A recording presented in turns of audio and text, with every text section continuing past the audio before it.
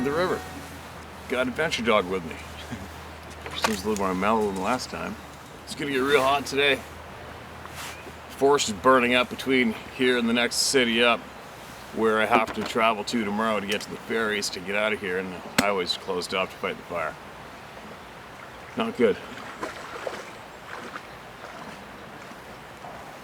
If I have to, I can take some logging roads to get around it, and if they're going to be closed off, I'll take a plane. Whatever, I'll rip around on my boat. Nothing to stop me from getting there. Then, it's funny, yesterday I put up a quick video on, I guess what was static electricity. I don't know what the hell it was, but the weird thing about that yesterday, on my back porch, I don't know if everybody saw it, I got my bare feet on. I've got bare feet. I'm grounded like you couldn't believe. Walking along, walking on the grass in the backyard. We jumped in the pool, end of the day, and then sat on the back deck. And every time I picked up my arm, I felt something. I'm like, what's going on? All my hair, my arms were getting pulled out. But it started to move.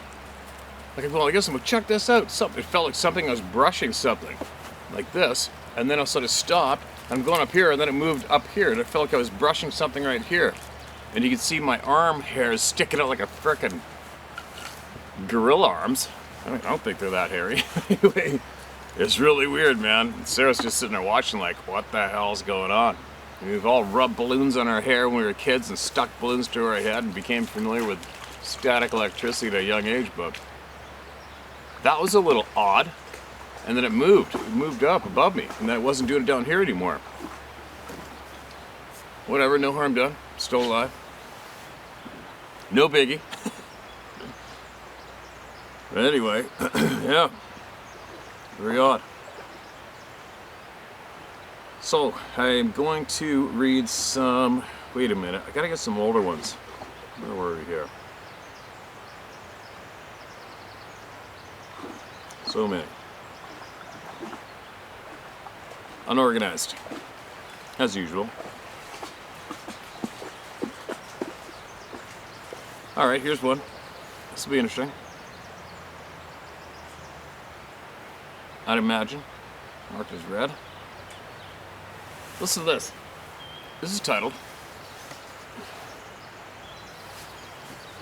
Russian Hunter Surrounded by Unknown Creatures at Night in the Remote Forest. I still share this story only for you, as this story is not mine, but I'm sure you find this interesting. If you're interested in sharing this video, you can just share it without any backstory of who sent it, so please don't use my name, or what I do is there's only one... Alright.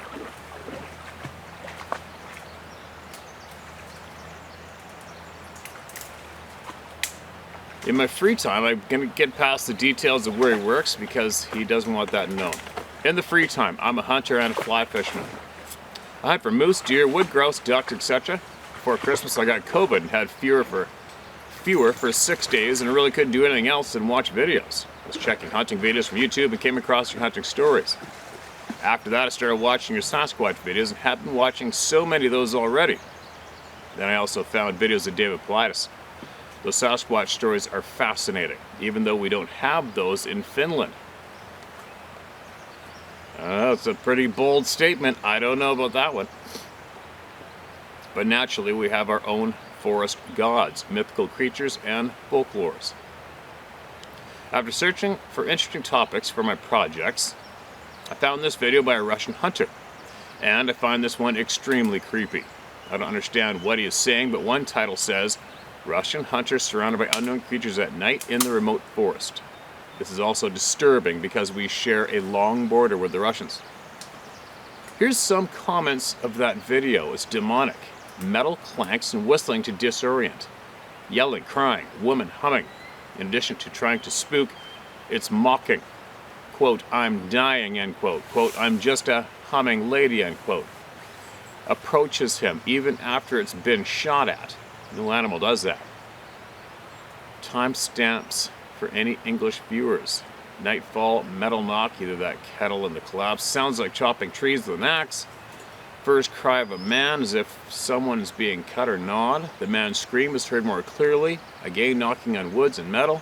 An inhuman howl, more like a monkey, is heard. Female half tone, half tone. Something in between a woman's crying and howling. Very similar to sound when a woman hums something with her mouth closed, like a lullaby, a male crying. A clear E, as if something noticed Sergei at the same moment, like an imitation of a frog croak. A loud male scream is heard during the shot. Something in between a man's howling and crying. Male howl intensifies and approaches Sergei. The same male howl, something howling got close. Keep the good work, stay safe. P.S. I'd love to be there also. I have seen so many good-looking fly fishing spots in your videos and haven't been fishing steelhead ever. P.S. If you have any extra time, you can check out the... Alright, I got you, man. Now, what the video is that? YouTube. I'm going to have to put this, there's no internet down here. I'll have to put up a link for it for anybody curious of watching that video. I am. So I guess what that email was, just going through all the points given through the video that he heard of the familiar sounds and creepy stuff. Alright. Listen to this. Here's another one. Oh, mark this as red. Trapper Creek Encounter. Steve I have long been collecting accounts of the creature commonly referred to as Bigfoot, with the intention of writing a book on the topic. However, I've recently been diagnosed with terminal cancer. Now I realize that there's no time left to write my book. So I've decided to share these reports with you as I respect and appreciate your candid and honest approach. Please feel free to share with everyone. Excuse me. I started collecting these accounts during my tenure as a deputy sheriff, like Barney Fife, in Bighorn County, Wyoming. I became interested in this topic after my own encounter with these beings, and that is the account with which I will begin. This is a summarized version. Trapper Creek near Shell in Bighorn County, Wyoming, USA, April 28, 1985. It was late spring 85. I'd drawn a tag for the spring tom turkey hunt. You gotta draw a tag for a turkey. I'd chosen to hunt a beautiful, though not horribly remote area of private property belonging to a friend of mine. This property is along Trapper Creek.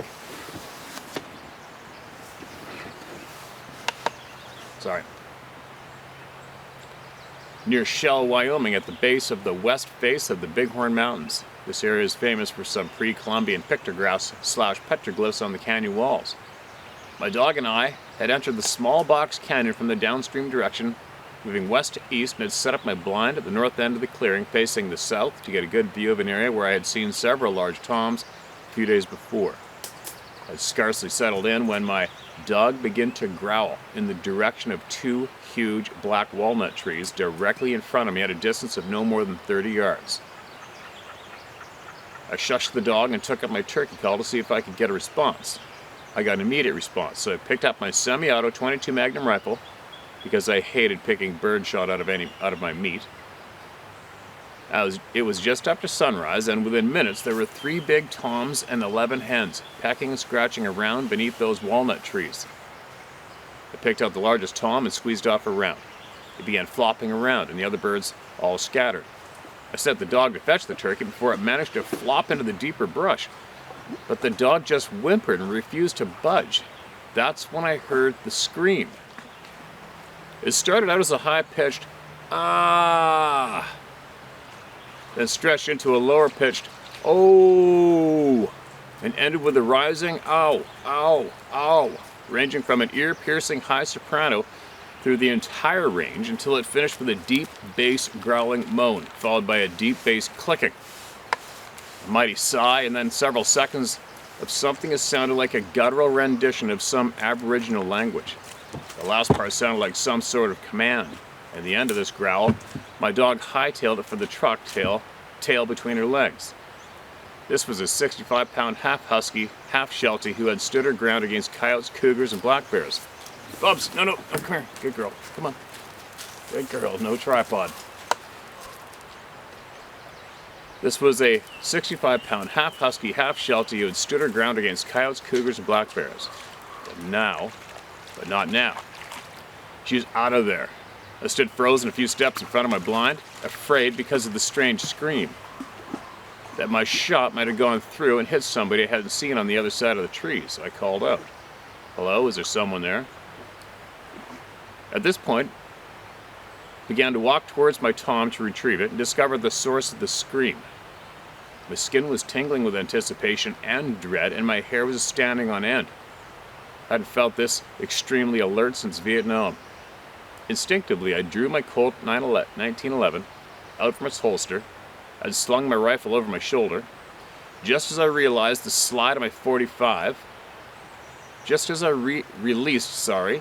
slide of my 45, I felt something whiz past my ear as a walnut exploded against the tree trunk in front of me. I spun around only to see nothing but the willows on the creek bank parting as something dark pushed quickly through them. I raised the pistol towards the rustling willows and yelled, "Freeze! Sheriff's office, come out and show yourself." I was answered by a loud humph and a menacing growl, more than 10 yards to the right of where I had seen the willows parting only a few seconds before. I was beginning to feel like I used to on patrol in Vietnam, like the jungle was watching me from all sides. I fought back the unexpected fear and swallowed hard. "Come on out!" I yelled as I dropped to a knee and focused my eyes on the 10-yard stretch between the willows and the growl. "Move slow, hands where I can see them. I'm armed, no funny stuff," I called out. And that was when I realized that there was another someone or something behind me. I heard something climbing down out of a large tree just to the right out of my peripheral vision.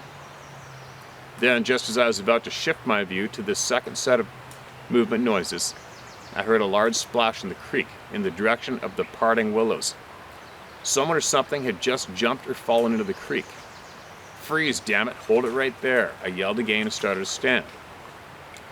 This last thing I recall is hearing branches snapping, followed by a loud, ground-shaking thud. I wasn't knocked unconscious, but by the impact, rather dazed and shocked. My 1911 flew from my hand into the grass. My broad-rimmed camel hat fell over my face and knocked my eyeglasses off. I felt like I'd been hit between the shoulder blades by an NFL linebacker. I was face down on the duff. My eyes, nose, and mouth were full of dirt and leaves, but that didn't filter out the stink. The smell was perhaps what kept me conscious. I was aware that I was gagging on the thick stench. I recalled it smelling like a powerful rodent musk, like a badger or a wolverine, mixed with raw sewage and rotting meat. I scrambled to regain my feet and balance, but stumbled and fell at least twice more, crushing my glasses against my sternum and sending my pistol spinning through the wet grass further out of reach. When I finally managed to get on all fours, I began to heave, either from the adrenaline or from the stink or both. After that ugly moment, my senses began to clear. I was aware of being stared at from someone very nearby, and I could make out the sound of whispering or soft chatter moving away rapidly to my right. In my still blurred vision, I was casting my head from side to side, searching for my 1911. I caught a glimpse of it off to my left about a yard away in the grass. I made an awkward lunge for it and felt it slide beneath me as I came to a stop with it under my left thigh. As I rolled over on my back and reached to pick up my pistol, I heard the roar, like that of an entire pride of lions combined with King Kong and a cave bear. It froze my blood, then complete silence. Then I gradually became aware of the nearly audible pounding of my heart in my ears. It was fight or flight time, and this deputy sheriff, Vietnam combat vet, chose flight. As I clambered to my feet, I once again dropped the pistol to the ground, but I didn't even pause to try and retrieve it. I shuffled as fast as my out-of-shape, half-blind carcass could manage back to my truck. The dog was already in the truck bed, and she made it very clear that she wanted to go home too. So after I scrounged around in the glove box for the spare key and glasses, that's what we did. Later, when I typed up a report for the sheriff, he shook his head and handed it back to me. "I didn't think you was a drinking man," he said, the sheriff. "I'm not, and I wasn't, and I don't," I protested. "I won't accept your report then," said he, as he raised his hand to squelch my protest. "That's all, deputy. You weren't on duty. You have no suspects or witnesses. You do not discharge your service revolver. So there was no incident, nothing to report. End of story, understood?" he said sternly through a thin smile.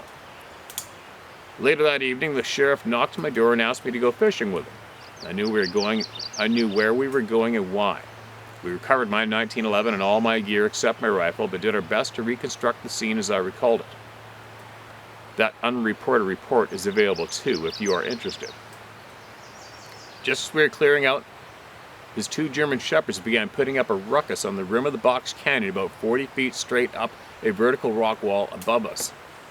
As we weren't able to go straight up the rock face, he commanded the dogs to stay, and we went back to the truck to try and find our way to them. Unfortunately, we found an old Jeep trail that we could drive fortunately, we found an old Jeep trail that we could drive almost right up to where the dogs were waiting. They had found my rifle, or what was left of it. The stock from behind the trigger guard was completely gone, as was the small scope, the upper half of both scope rings, and the 10-round magazine. About 5 inches of the sling hung by a single stretched and flattened spring clip on the fore end of the battered hardwood stock. The barrel was bent in a smooth curve about 30 degrees to the right. "Damn," said the sheriff, shaking his head. You couldn't have beat it up any worse if you'd have tied it to your bumper and dragged it through a minefield. "How did it get like this?" I asked. "Don't reckon I know, but you're damn lucky you don't look like that too." And I knew he was right. Note, my county-issued service revolver was a S&W 357 Mag 6 shot. All right, man. Pretty sure you know what that was, right? There's a well-written story, but just like you guys take note, he was writing a book. I don't know if you're still with us or not. That was sent a while ago, and if you are, I hope you're healthy and still watching. And if you aren't, well, I hope you're still watching. You're still with us.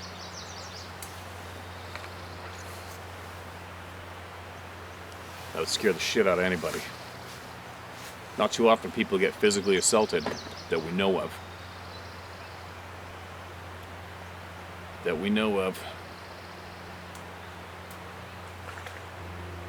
Alright, here's one. "My first and only sighting" is the title of this email. Steve Isdahl. "Hi, Steve. My name is Andrew. I'm 32 years old, engaged, and father of 4. First-time emailer, long-time follower of Howtohunt and your blacktail tactics. I live in southwest Washington State, not far from Mount St. Helens. First of all, I'd like to tell you how much I enjoy your blacktail videos and information. My number one passion is hunting big old smart blacktails. I also archery hunt elk as well as rifle hunt predators. Unfortunately, we can no longer run dogs. However, I have experience with dogs. I was, for a few short years, a big game hunting guide in northern Idaho, hound hunting predators as well as guiding archery, rifle, deer, and elk hunts. Right on. It was fall 2019. After close to 25 years in the woods, I seen something that today I wish I would not have. It was rifle deer season. I was hunting a massive 4x4 that I'd seen the year previous. I judged him around 20 inches wide, 15 to 16 inches tall. Around here, that's a very big buck. Let's just say he was my very own Zeus the Moose. The only downside is that buck lives in the middle of nowhere. From my house to the beginning of the logging road is a 30-minute trip. Then it's a 45-minute drive up the logging road to the very end of a certain drainage main line. Then it's an 8-mile bike/hike to where I want to hunt this buck. In order to get all the way up to where I want to be by daylight, I have to start my bike/hike a couple hours before daylight. That's sounding a little familiar. Meaning myself. I was on this bike/hike trip up the trail. It was on this bike/hike trip up the trail that I'd seen something I've never seen before. The weather was rainy and drizzly, as well as a thick coastal fog rolling in and out. I'd reached a point in the trail where I wanted to walk, as it was a very large patch of timber with a long, flat stretch of trail that has a major game trail intersecting. I've seen animals cross at that point many times. There was enough light that I could see approximately 200 yards. I was slowly pushing my mountain bike with my left hand and holding my 270 with my right. As I turned my head from looking off to my right, I looked straight down the trail at the point where the game trail intersects and seen a 7 to 8 8-foot tall, massive, statured being, black in color, walking in a steady stride across the trail, looking at me the entire time. The one detail that stands out the most, more than its size, color, or even threat level, was how long its arms were. Well below the knees, with a significant constant sway and motion with each step. I froze in awe and shock at what the hell I just seen. I didn't move for several minutes. I was by myself. However, I wasn't scared into leaving. To be honest, it was like my brain couldn't really comprehend what I'd just seen, so I started telling myself anything to explain it away. It's just a bear. It was just a real wet deer or elk. It could have been a hunter in dark clothing without orange on. Orange is required during rifle season in Washington. I finally felt assured it was something else other than what I had just seen and continued on. I walked up to the point where the being crossed the trail, thinking I would see a deer or bear track to explain it away. However, there were no tracks of anything. The ground was a hard orange-brown clay. However, it was raining, and surely if anything on hoof or anything with claws walked there, it would have left a track. I looked and looked and found nothing as far as tracks. The sighting lasted literally seconds. However, it was long enough for me to tell there was no way in hell it was a bear, elk, human, cat, or deer. I successfully killed every aforementioned species with many of each species. I've hunted, fished, camped, and worked in the woods for close to 25 years. I've seen some things in nature that most people simply would not believe could happen involving known species, bear, elk, deer, bobcat to be exact, but I've never seen anything like what I seen that day. The more I replay in my mind what happened, I'm convinced I've seen a Bigfoot. I feel very awkward even typing this. I've only told 3 people what I've seen that day. 2 are my friends and hunting partners, and 1 is an uncle who I've looked up to and inspired me to hunt since I was a kid. All 3 of them literally laughed and gawked at me and told me how there was no proof, no game trail videos, no bones, no bodies. So I've never brought it up with anyone since, not even my wife or children. It is very assuring to see someone speaking truth to power on this subject. I seek zero publicity. In fact, I'd appreciate it if you don't share my name online. I don't need anyone thinking I'm crazy and hassling my family or I. If I didn't have a wife and 4 kids, I'd care less about putting my name out there. Hopefully understand this point and don't let that take away from the truth of my encounter. Feel free to share on a video. However, please just leave my name out. I live a very normal life, not on drugs, I'm not a psychotic. I'm a very healthy, stable, honest, hard-working man. I have a family and I do my best in raising, teaching, and providing for them. I've accepted what I've seen, and I'm at ease with accepting it. But what I've seen is what many would call a Bigfoot. I know what I've seen. Nobody can tell me differently. I don't even try to convince people at all. I know, and that's the bottom line. It's very frustrating there is not more information on these beings released to the general public. It's very frustrating there's not more open, honest research being done to reveal the truth. You, my friend, just might be the one to reveal all that is being kept or silenced from the general public. Keep doing what you're doing. We are behind you. Thank you kindly.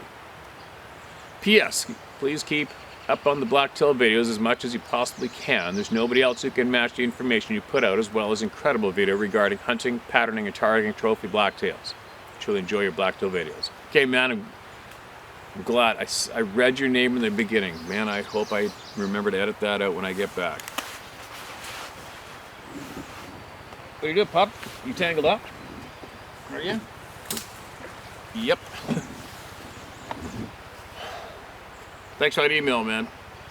I know exactly how you feel, exactly what you're talking about. I mean, think about it, man. How long... When did I start guiding? Started guiding over 20 years ago in the Northern Rockies. Nothing but A-type people everywhere ready to pounce on you for a laugh. They'll tell you what, you send this video to those guys that are laughing. Send this to them.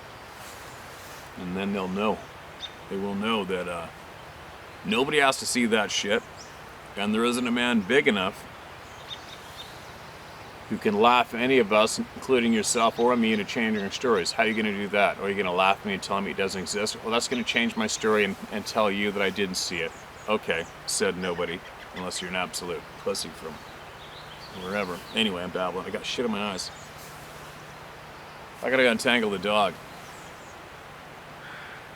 Imagine how many hunting guides out there, how many forestry workers, loggers aren't saying shit, but they're here. I'll guarantee you there's a piss load of hunting guides, outfitters, and loggers here watching, and not even telling their friends are watching, but they're watching because they've seen it too. I know you're here watching.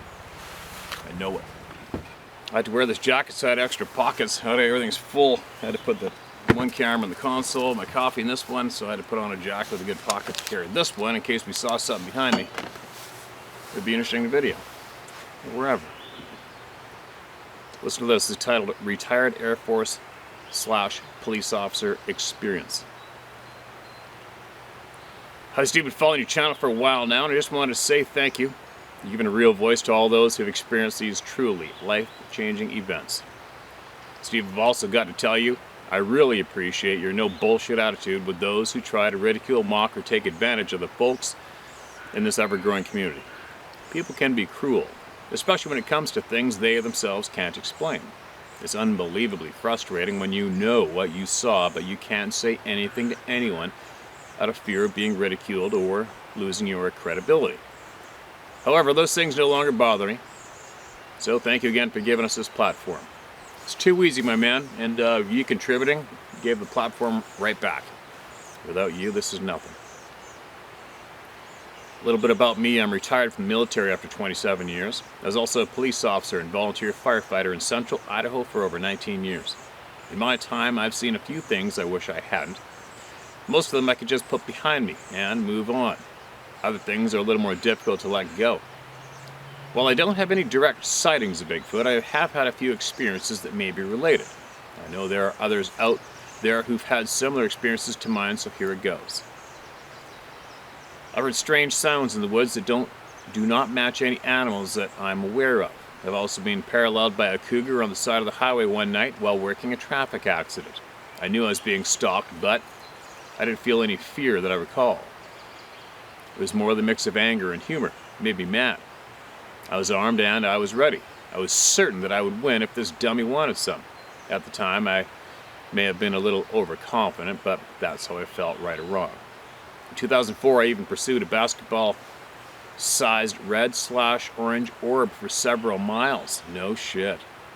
I initially thought it was a car with no headlights and only one tail light. It took off like a rocket when I pulled up to it and turned on my overhead lights. I rated into dispatch. A vehicle failed to yield with an unknown description, and I took off after it. The object followed the contour of the road about 2 to 3 feet off the ground and illuminated the pavement below it. The faster I went, the faster the object went. Once our speeds hit 85 miles an hour, my supervisor terminated the pursuit for safety. I turned off my overheads and reduced speed as the object pulled away ahead of me. It continued traveling away from me before it disappeared into the trees in a location where there were no roads or driveways where the object left the road. There was no dust or disturbance of any kind where it left the road. That all being said, not too long ago, I saw one of your episodes where you shared an email from someone living in Valley County, Idaho. I grew up there and lived there most of my life. My dad and his father also grew up there. My family were loggers and spent most of their time in the woods. While growing up, my dad and uncles used to tell us kids all about their experiences in the backcountry on the logging crew. They would tell us many times about how they would find their equipment, broken windows, hydraulic lines torn out, and sheet metal crushed. Some other loggers had also seen large, hairy people watching the operations from the tree line. Sometimes tree branches and rocks would be thrown at them and their trucks. Of course, as a kid, I was open to the idea of Sasquatch, but I thought it was just a story they told us to entertain or scare us kids. I don't know. For as long as I could remember, my dad never went into the woods without a gun. If my mom and I were tagging along, he wouldn't let us out of sight. I didn't understand at the time. As I got older, my friends and I spent a lot of time in the woods, camping, hunting, and fishing. Yeah, we knew about bears and cougars and yotes, but that was no deterrent. We were the tip top of the food chain, so I believed. That idea changed for me during the opening weekend for elk in October of 1991. A friend of mine from the air base had come up to go hunting with me and my dad. That Saturday morning, my dad offered to take the two of us to an area at the very north end of Valley County, near the border with Idaho County. The ridges we were hunting were just south of Hazard Lakes.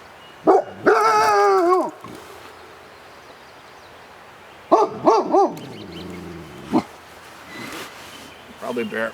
I was kind of expecting to blow up down here. There's so many bears around here. Hey, did you get him? I think you got him. You got him. Good girl.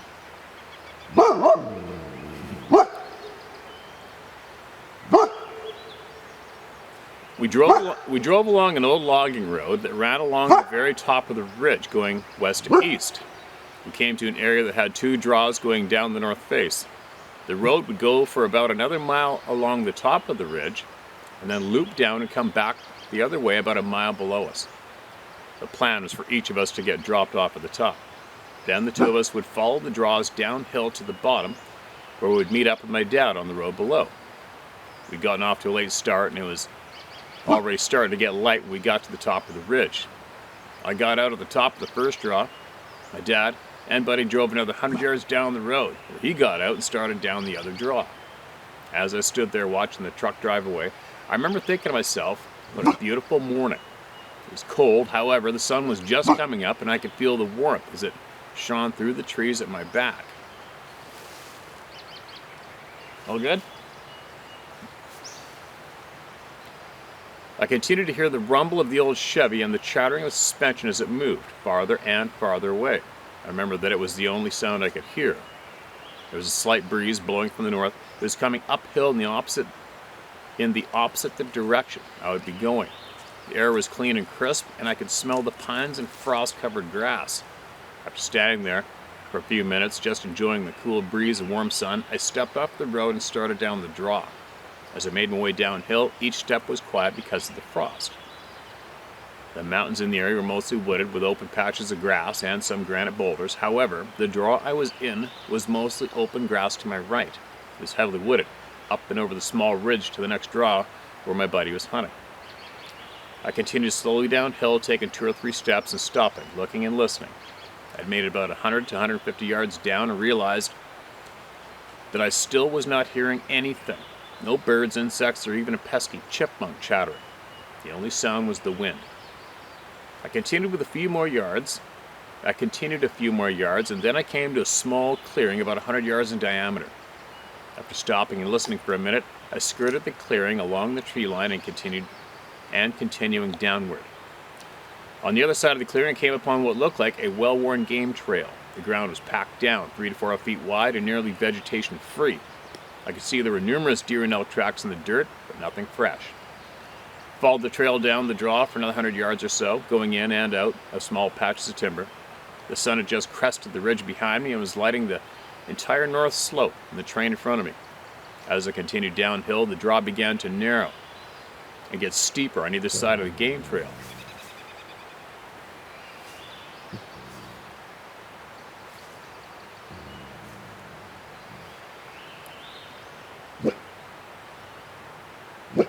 I came to another small clearing that was surrounded by heavy, dense timber. The game trail went straight through this clearing and into the timber. The sun was shining on the trees and the grass all the way up to a very dark-looking opening in the timber where the game trail disappeared inside. It almost looked like a cave. It was that dark. I remember there was still absolutely no sounds other than the wind. I got a weird feeling like I shouldn't go any farther, but I looked back up the hill and thought to myself, there's no way I'm going to climb back up this mountain. Anyways, my ride is only a half mile below, so I'm going to push on. I felt a little uneasy, but I blew it off. I began following the trails that led into the timber, getting darker and darker. About 50 feet or so inside, I had to stop and let my eyes adjust. The tree canopy of this timber patch completely blocked out the light to the ground. Enough so there was hardly any vegetation, just pine needles, dirt, and a few small bushes here and there. The game trail continued down the center of the draw with a slight slope on either side, without any undergrowth to block it. There was about 50 to 75 feet of visibility on either side through the trees. I continued walking down along the trail, and after a few moments there was now no light from the opening I entered, though, and there was no light on the other side. Everything was still silent except for the wind blowing through the top of the tree canopy. I went a few more yards down the trail. I stopped after I thought I heard something walking along the ridge to my right. I waited several seconds and heard nothing. I started walking, taking 3 or 4 steps. At the same time, I heard 3 or 4 steps again off to my right. The steps were heavy, but soft on the pine needle base. I thought for a moment, am I hearing my buddy? I couldn't be. He was over the ridge to my left, the opposite direction. Okay. Sorry. At least 100 yards away. I took a couple more steps and then I heard a loud, muffled snap, like a large branch had been stepped on and cracked underfoot. I immediately stopped, but I still couldn't see anything through the trees, and I was looking hard to find something. Something was there. As clear and loud as the sound was, it had to be close. I was wondering if it was a black bear or maybe a cougar. I started to get a little nervous, but that didn't last long. I was armed. Whatever it was, I would end it if it came at me. I began to wonder if I should turn around and go back or keep going. As I was standing there in the middle of the game trail, contemplating my options, I heard the pitter-patter of hoofs coming up the trail in front of me. I switched the safety off my rifle and waited. A couple seconds later, a small doe came into sight. As she approached me, she stopped about 10 yards away, looking directly at me. Her ears twitched, pointing in my direction.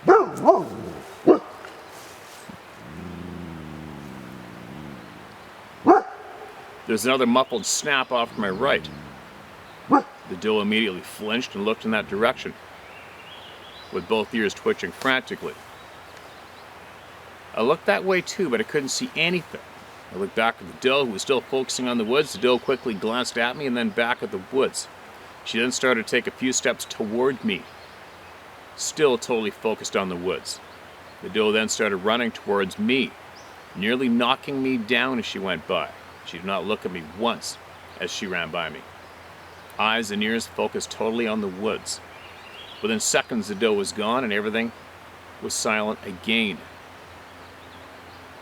As I stood there in disbelief of what just happened, I was instantly overcome with an immense and overwhelming sense of fear and dread. It's like nothing I've ever experienced before or since. I don't know how else to describe it. I couldn't move.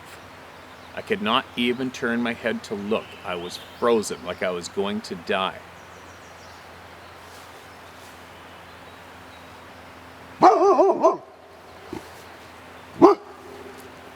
Something's up there.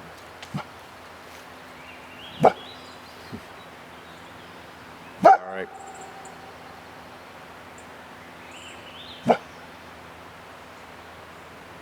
After what seemed like several minutes, over the ridge to my left, I heard what sounded like some branches snap. It would have been from the area my buddy was hunting. Then, just as fast as it came on, that feeling of dread went away, but not the fear completely. I was able to move, though. I looked around, not seeing anything or hearing any sounds. I immediately started walking quickly down the trail. I didn't look back. Once I could see the light again, where the trees opened to another clearing, I walked as fast as I could and kept on walking. When I got down to the road, I was nearly out of breath. I looked back up the draw. I still did not see or hear anything.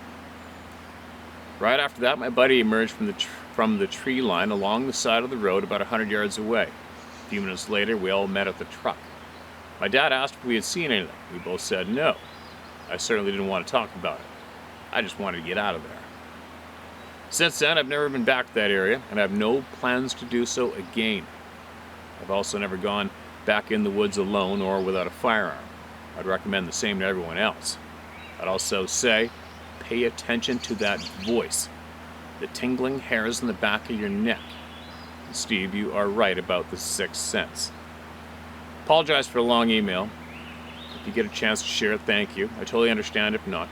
Just keep up the good work in getting this information out. Feel free to use my name. Take care. Mark Donica. Got you, Mark. You put us there. Police officers do, right? They're trained to remember and note every detail.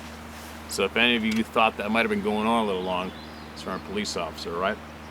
They notice, I've been trained to take in every single detail and put her down. And that's hot coffee. What's going on, killer? What are you smelling? Are we good? Sure is a lot more mellow than the dog I brought here almost a year ago, or whatever it is. 8 months, 9 months ago. This is where I had stuff getting thrown at me from the same direction she was looking and barking, but I'd imagine if it was something odd, she'd be really, really scared. Not just, "Brr, brr, brr, who's there?" You know?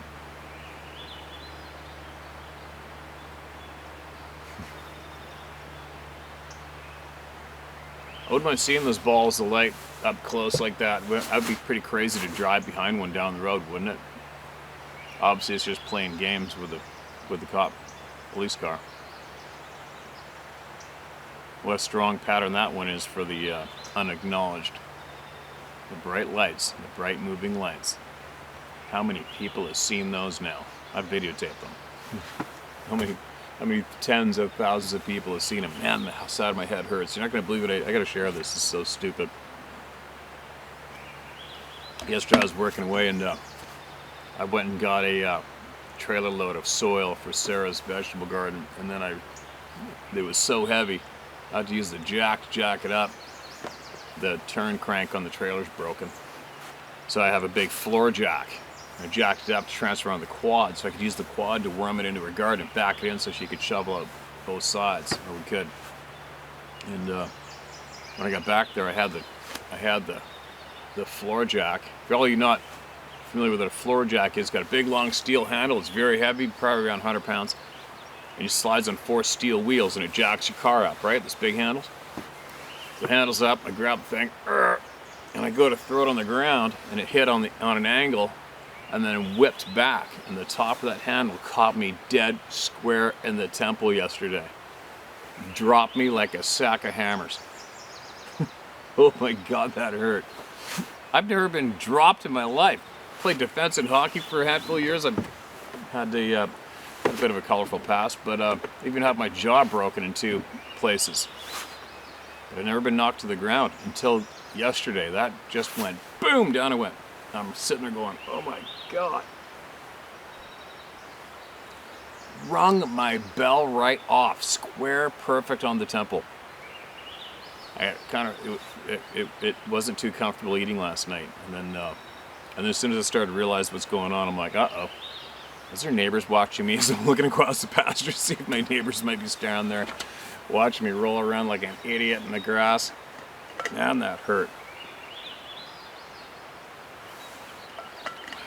Anyway, still hurts today, that's for sure. I don't know how long we've been here.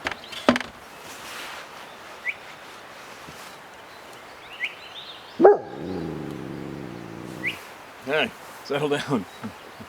It's a bird. It's a bird, said everybody.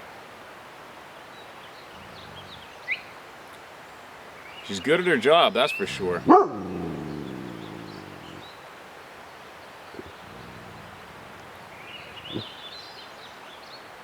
All right, let's share one more, all right? And then I'm going to get going and get this day going. We're up at 6:30 and out the door. So I wanted to go down to the river. I hate being inside.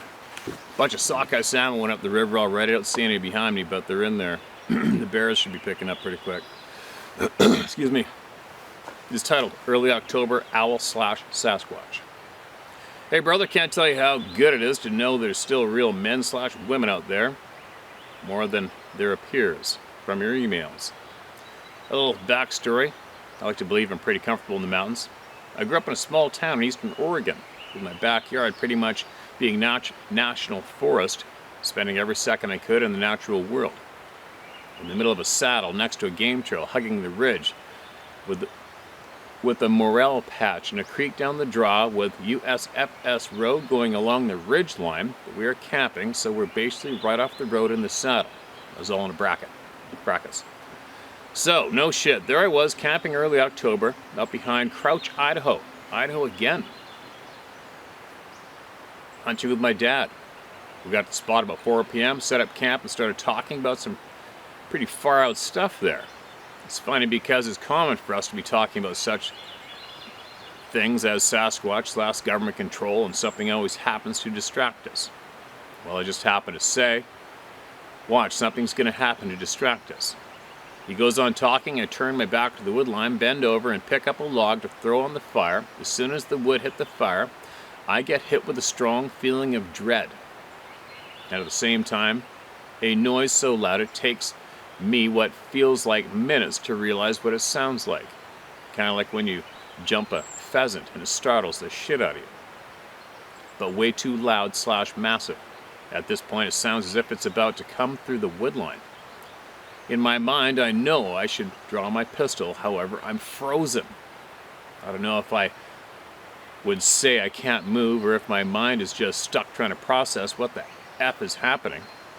Then I snap out of it and look over at my dad. I'm trying to ask if I should shoot, but I can't get the words out. We both were armed, so he could have drawn and fired just as I could, and then he yells, "Shoot!" I snapped completely out of it and drew down on where I felt it was and fired 3 rounds. The wing beating sound stopped immediately, no landing sounds, and then I hear what sounded like padded feet bipedal, and fire 1 more round into the ground towards the sound. We were stuck there as it was pissing down rain, and we had to cross a washed out water bar. It started sprinkling rain just before it all happened. After thinking back on it, I don't know when it started to rain hard. And same as several vets before me have said, it was more terrifying than anything I've experienced in 2 trips to the sandbox. For the other vets, don't take that too hard. I was just a fobbit, LOL. You could talk about me, but not without me. 25, Quebec / E4, Mafia for life. Stay wild and free, brothers and sisters. Isaac. All right, well, from with that I gather, you guys were camping. Something real terrifying went down.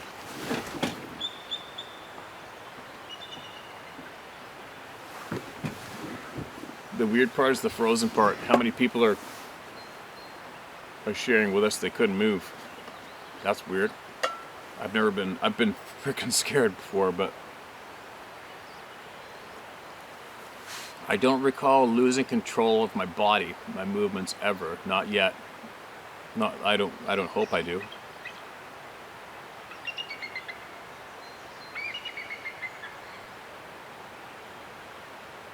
These eagles sound cool, eh? He's up in the tree behind me. Ruby's watching it. It's funny being out here. It's back to when I'm inside reading, I'm absolutely focused. But I find now, I realize how challenging it is. Because I haven't done this for a little bit. Hear thick bush around you, all the sounds around you. And knowing there's a shit pile of bears here too. And as well knowing that I've had things thrown at me here, which are really odd.